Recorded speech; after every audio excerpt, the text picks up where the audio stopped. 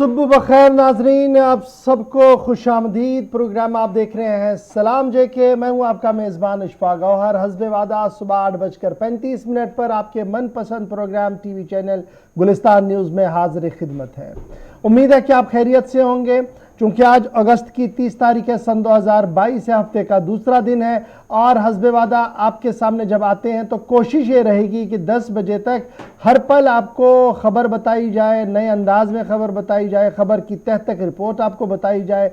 मुल्क के अंदर सियासी उफक पर क्या कुछ चल रहा है, इक़्तिसादी मामलात क्या कुछ है और पाकिस्तान की मौजूदा सूरत हाल क्या कुछ है, क्योंकि पाकिस्तान के अंदर तबाहकुन सैलाब है और तबाहकुन सैलाब के बीच IMF, पाकिस्तान की वजारत और भारत सरकार का एक बड़ा बयान सामने आया है। उसके माने मकसद क्या है, उस पर भी गुफ्तगू करने की कोशिश करेंगे। जम्मू कश्मीर की सियासत के अंदर हर दिन एक नया बाप जो है वो जुड़ता है। आज के बाप में क्या कुछ होगा, आज कॉपी पर क्या कुछ लिखा गया है पॉलिटिकल कॉपी पर, उसको पढ़ने की हम कोशिश करेंगे, आप तक पहुंचाने की कोशिश जरूर करेंगे। और 3 पड़ावों पर इस प्रोग्राम को लेके चलेंगे और तीसरे पड़ाव पर 9:45 पर जब आएंगे तो आपसे वादा कि आज फोन कॉल्स को भी शामिल प्रोग्राम करेंगे। याद रखिएगा 9:45 के बाद हमारी ऑनलाइन फोन लाइन शुरू हो जाएंगी। आप कॉल करेंगे, अपनी आवाज़ को बुलंद करेंगे, हुकूमत तक अपनी आवाज़ को पहुंचाने की कोशिश करेंगे। तो इस उम्मीद के साथ कि टेलीविजन चैनल पर आप 10 बजे तक तो साथ देंगे ही देंगे इस प्रोग्राम के जरिए से। आप सोशल मीडिया साइट फेसबुक पर लाइव नशरियात शुरू हो गया जी, हमारी 2 ऑफिशियल चैनल्स हैं दोनों पर। उसके साथ साथ यूट्यूब पर वक्फे से अपलोड होता है प्रोग्राम। ट्विटर इंस्टाग्राम पर 24/7 खबरें लगी रहती हैं और हमारी ऑफिशियल वेबसाइट www.gulistannews.in पर लाइक कीजिएगा, सब्सक्राइब से ज़रूर कीजिएगा ताकि आपको वीडियो भी दिखे, खबर भी दिखे। और अगर आप तज्जिया करना चाहते हैं, अगर आप कुछ तहरीर करना चाहते हैं तो ज़रूर वहाँ पर आप बाइलिंगुअल तहरीर कर सकते हैं। उर्दू में भी करेंगे हमारे पास पहुँचेगा, अंग्रेज़ी में करेंगे तब भी हमारे पास पहुँचेगा। और आपसे वादाबंद जो कुछ आप वहाँ पर तहरीर कर रहे हैं वो ज़रूर हम तक आ रहा है। कुछ चीज़ें हम वहाँ पर नश्र कर चुके हैं, वहाँ पर ब्रॉडकास्ट कर चुके हैं। कुछ चीज़ें आपसे वादाबंद रह रही है, उन्हें आने वाले दिनों में हम ज़रूर शामिल प्रोग्राम करेंगे। वेबसाइट पर भी, हमारे सोशल मीडिया प्लेटफॉर्म पर भी, और ज़रूरत पड़ी तो प्रोग्रामों में भी उसको जगह ज़रूर मिलेगी। तो करते हैं जी आगाज़ आज के प्रोग्राम के तय फॉर्मेट के हिसाब से। ज़रा माजी को याद करते हैं, हिस्ट्री ऑफ द डे पढ़ते हैं और हिस्ट्री ऑफ द डे आपको याद दिलाएंगे आसिफ रशीद मेरे साथ दिल्ली स्टूडियो में इस वक्त मौजूद है। खुशामदीद, गुड मॉर्निंग, बहुत बहुत स्वागत आप सभी का। हम और आप 10 बजे तक साथ साथ रहेंगे। मंगलवार का दिन है और आज का दिन खास क्यों है, क्यों इस पर बात करना जरूरी है, ये भी आपको बता देते हैं हिस्ट्री ऑफ द डे में। सबसे पहले आगाज इसी के साथ करेंगे। हिंदुस्तान और आलमी तारीख में कुछ अहम वाकयात आज के दिन हुए हैं। 1659 में आज ही के दिन 30 अगस्त का दिन था जब दारा शिकोह को अंग्रेजों ने फांसी की सजा दी। 30 अगस्त 1659 को। 1682 में विलियम पेन ने आज के दिन अमेरिका के पेंसिल्वेनिया कॉलोनी का क़याम अमल में लाया। 30 तारीख को ये बड़ा ऐलान किया गया। अमेरिका के सबसे बड़े फैसलों में से एक माना जाता है, जहां पर बाहर से आने वाले जो शहरी थे, दीगर मालिक के, उनको भी बाद में बसाया गया इस कॉलोनी में।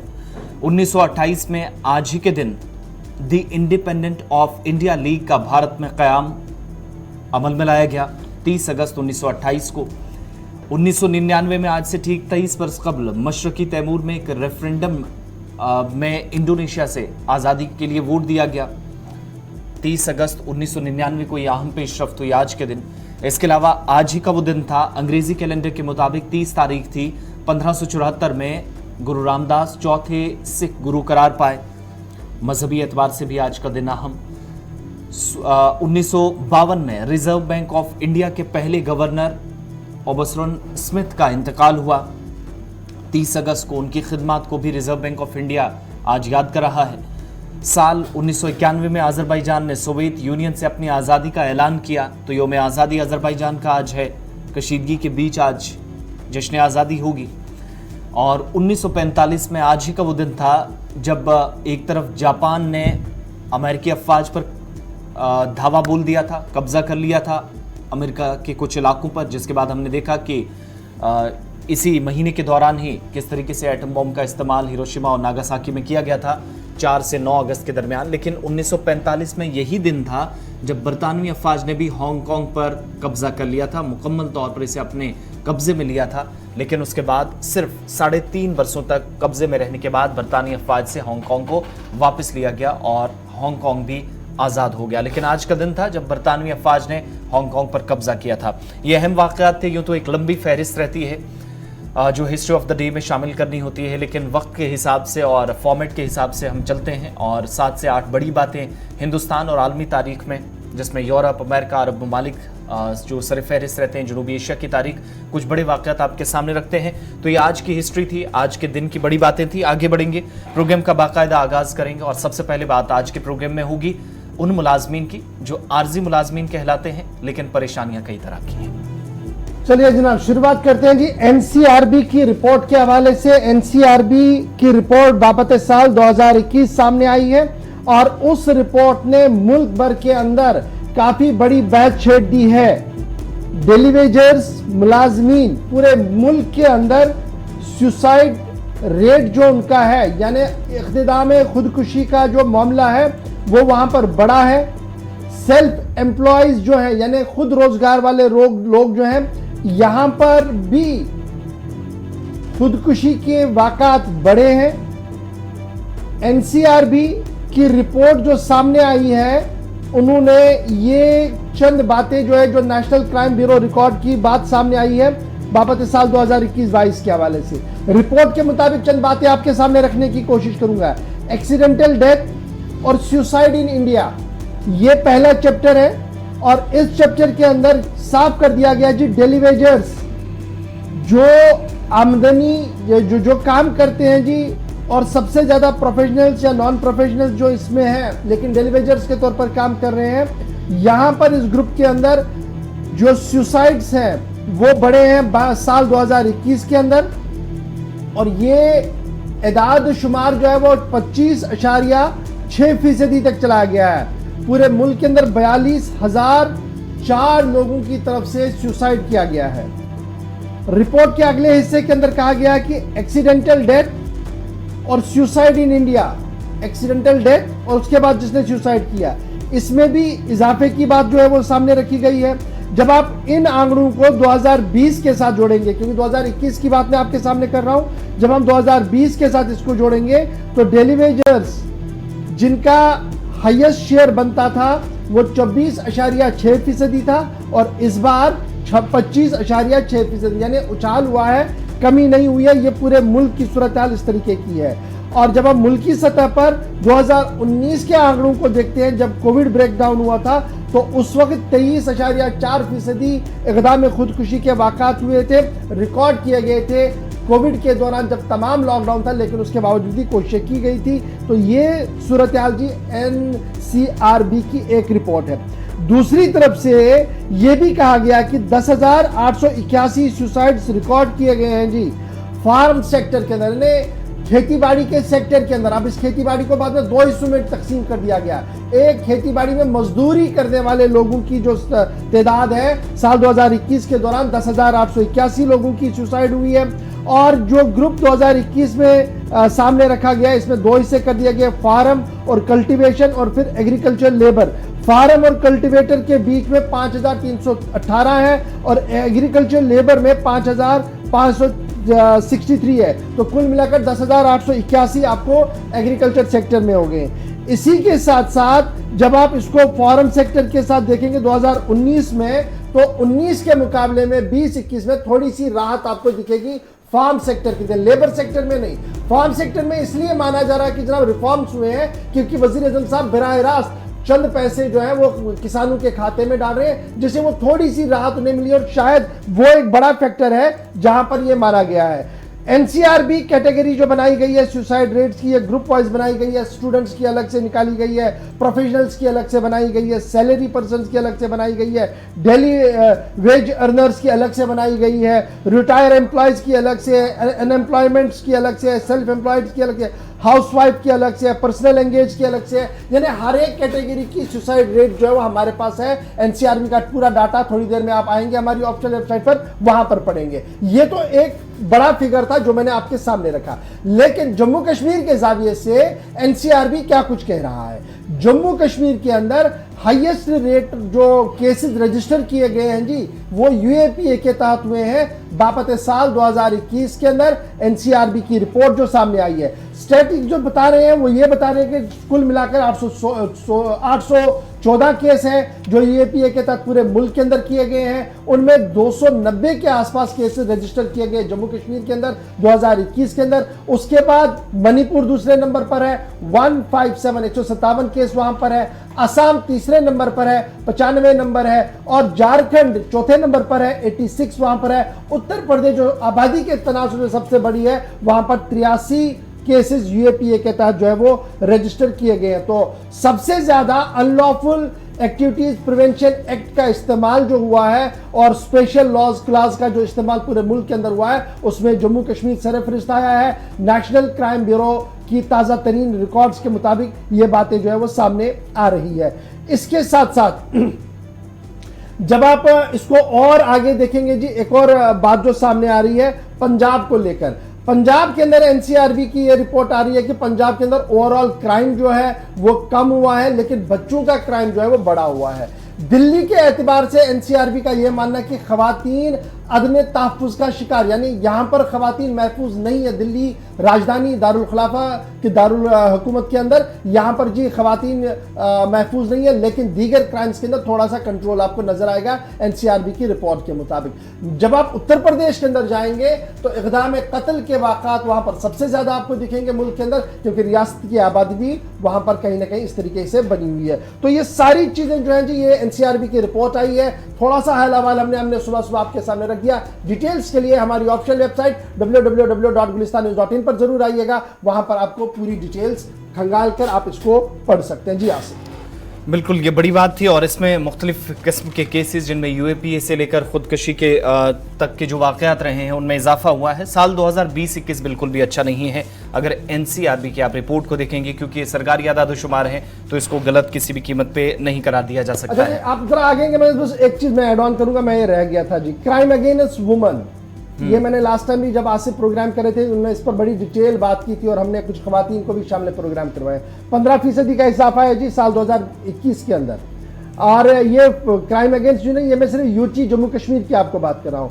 रिकॉर्ड हो गया था जी 9.5%, ये पहले था, अब ये 15% राइज हो गया है। कुल मिलाकर ये क्राइम जो है ये बढ़ा है जी 15%। और क्राइम अगेंस्ट चिल्ड्रन यानी बच्चों के ऊपर जो तशद्दुद होता है उसमें भी इजाफा हुआ है। ये एनसीआरबी की रिपोर्ट, ताज़ा रिपोर्ट बता रही है। यूटी ने रजिस्टर किए हैं 31,675 criminal case under IPC special law जो 2021 के अंदर किए गए हैं। उसके साथ साथ 28,911 केस 2020 में किए गए थे। अब 28,911 के मुकाबले में 31,675 केस क्रिमिनल केस जब रजिस्टर होंगे तो इजाफा कैसे है ये आपके सामने है। और उसके साथ साथ 9.5% 9.5% इंक्रीज हुआ है ओवरऑल क्राइम केसेस 2021 के अंदर। और इसको अब आप जब 2019 के देखेंगे 2020 में देखेंगे तो उसके मुकाबले में ये कम हुआ है, यानी क्राइम रेट जो है वो कम हुआ है एनसीआरबी की रिपोर्ट के मुताबिक। ये इस रिपोर्ट का एक हिस्सा है। इसके साथ साथ केसेस अगेंस्ट वुमन जो रजिस्टर हुए साल 2021 के अंदर वो 3,937 है। 2020 में ये 3,405 थे। 2019 में ये 3,060 के आसपास ये केसेस थे। तो यहाँ पर खवातीन जो मैंने कहा कि 15% का इजाफा हुआ है, तो एफआईआर ये बता रही हैं कि जनाब यहाँ पर कहीं ना कहीं इजाफा हुआ है। तो ये डिटेल जी ज़िमनन डिटेल थी जो मेरे जहन से निकल रही थी, क्योंकि इसमें डॉवरी के केसेस भी हैं। रिपोर्ट हुए हैं 16 केस डॉवरी डेथ के 2021 के अंदर। जम्मू कश्मीर की मैं बात कर रहा हूँ, आपको यूपी बिहार उत्तर प्रदेश की बात मैंने अभी की नहीं है इसमें। उसके साथ साथ 315 रेप केस भी हुए हैं पिछले साल में। फिर अगर आप देखेंगे क्रूअल्टी बाय हस्बैंड तो 510 केस है।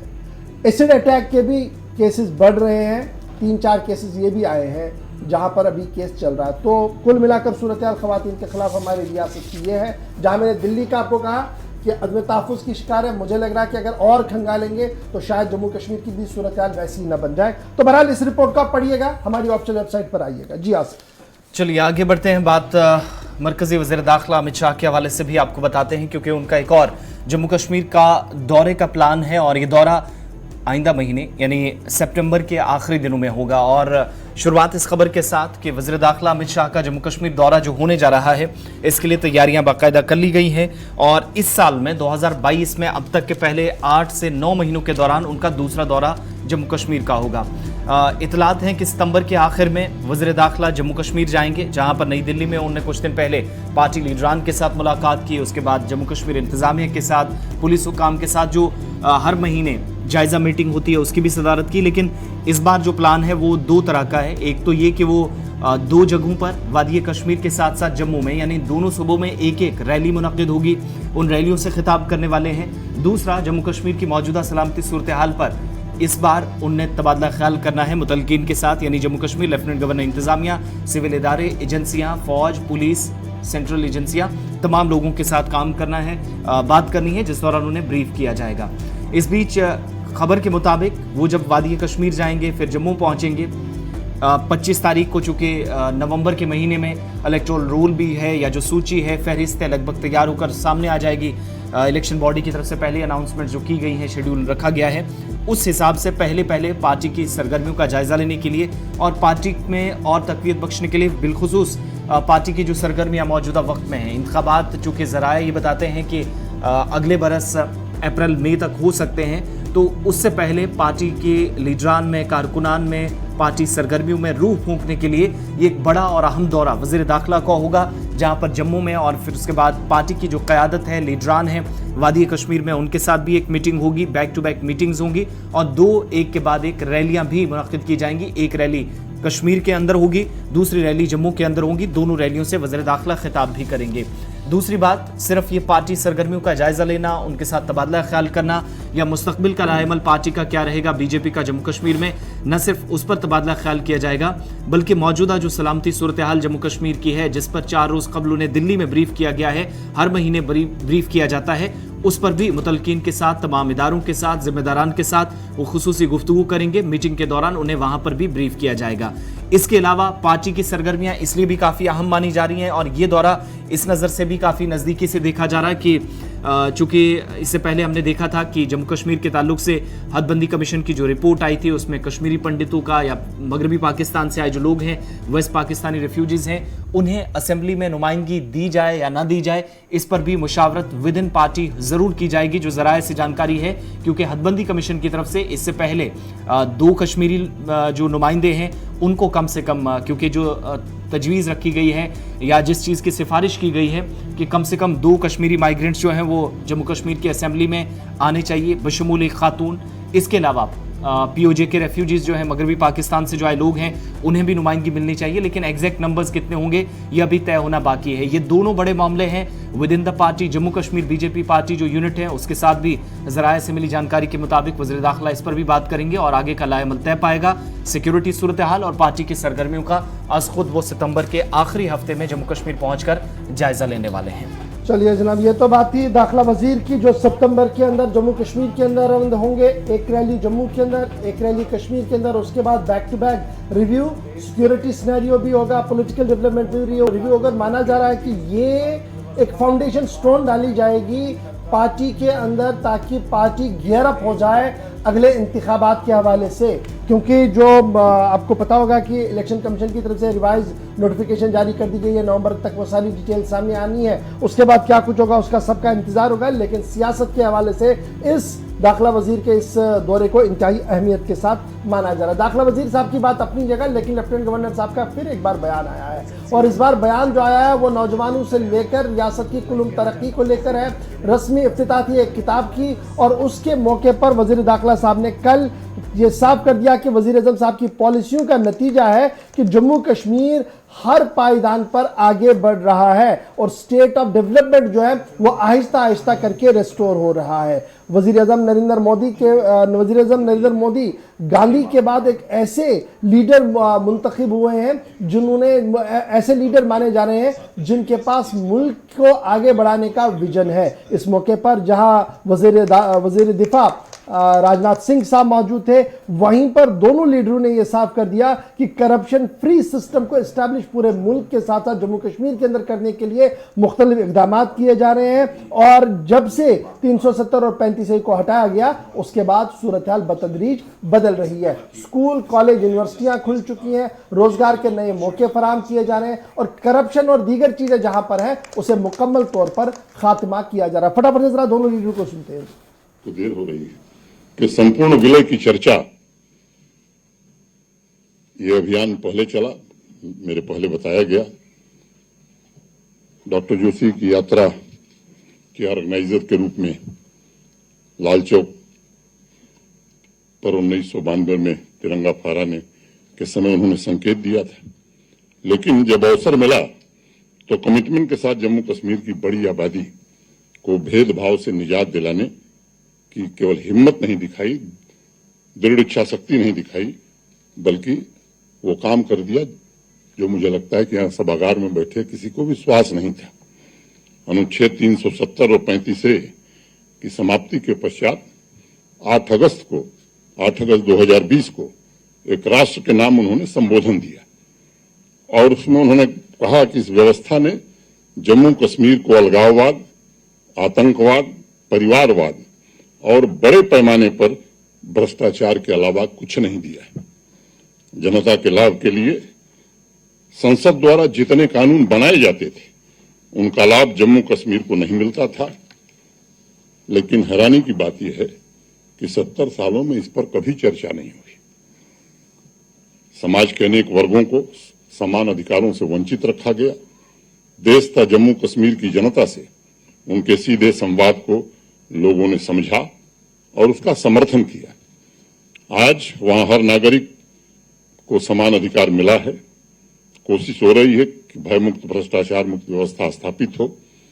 और मैं ये बात कहना चाहता हूं कि पहली बार जम्मू कश्मीर विकास की रैंकिंग में देश के अन्य विकसित राज्यों को टक्कर देने की स्थिति में खड़ा हो गया है।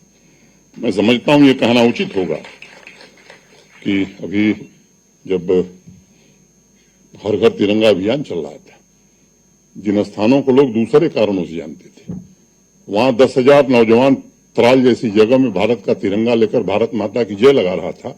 ये बदलाव मैं समझता हूं कि देश में बहुत कुछ कहता है, इसे समझने की जरूरत है।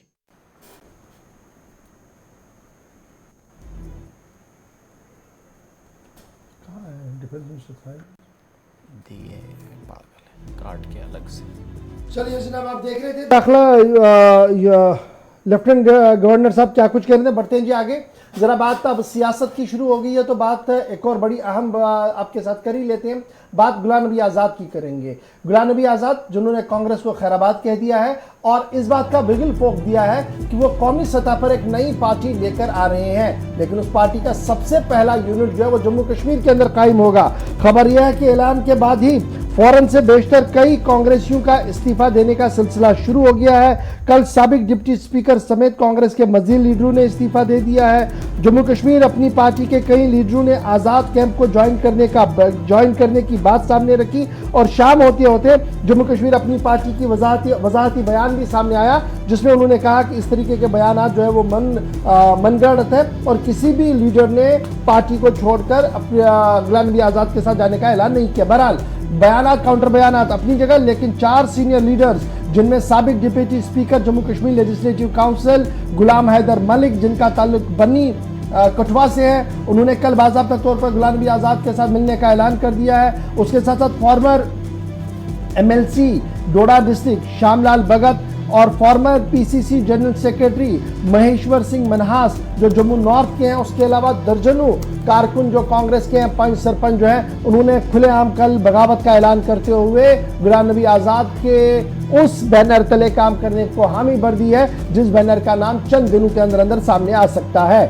इधर डोडा से जम्मू कश्मीर अपनी पार्टी के कई लीडरों ने भी इज्तिमाई इस्तीफा देने का ऐलान किया और साफ कर दिया कि वो फॉर्मर AICC लीडर और गुलाम नबी आज़ाद की तरफ से जो ऐलान किया गया है उनके साथ जाने के लिए तैयार है। और फिर जब आप इसको और भी खंगालेंगे नीचे तो बड़ी चीजें सामने आ रही है। ये एक तरफ से है, कांग्रेस ने पलटवार किया है, कहा है कि जनाब ये जो सियासत हो रही है ये शख्सी सियासत है और शख्सी सियासत ज्यादा देर तक नहीं चलती है। जिस तरीके से गुलाम नबी आजाद ने इस वक्त भारतीय जनता पार्टी के भारतीय जनता पार्टी के खाकू में रंग भरा है, वो साफ लग रहा है कि किस तरीके से वजीर आजम ने पहले उनकी पीठ थपथपाई और उसके बाद दरपर्दा साजिशें करके कांग्रेस के खिलाफ G23 को बनवाया गया। और G23 जब नाकाम हुआ तो आजाद को मैदान में डालकर जम्मू कश्मीर के अंदर बीजेपी अपने खेल को खेलना चाहती है, कांग्रेस उसका भरपूर मुकाबला करेगी, कांग्रेस का मानना है। इधर माहिरीन का मानना है कि कांग्रेस के जो इंचार्ज जनरल सेक्रेटरी हैं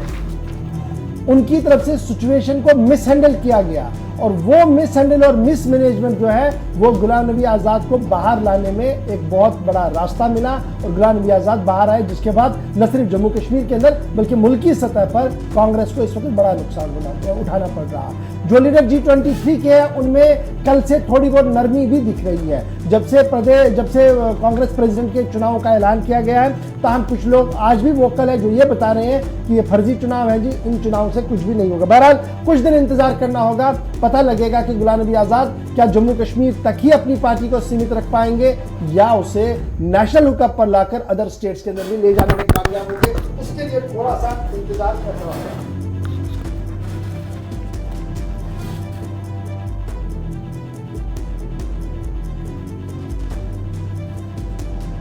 चलिए जी यहाँ पर रुकते हैं जी छोटे से ब्रेक के लिए। ब्रेक के उस पार आएंगे तो आपको बात बताएंगे कि बैक टू बैक कुछ दो बड़ी खबरें आ रही हैं जी, लाशें मिली हैं, उन पर गुफ्तगू करेंगे और फिर आपको सरहद के पार की बात बताएंगे, पाकिस्तान की सूरत हाल से भी आपको वाकिफ कराएंगे। और PLA ने एक और कदम उठाया है, वो कदम जम्मू कश्मीर, लद्दाख बल्कि मुल्क की सियासत के अंदर एक और गर्माहट पैदा कर सकता है। क्या बताएंगे आपको छोटे से ब्रेक के फौरन बाद।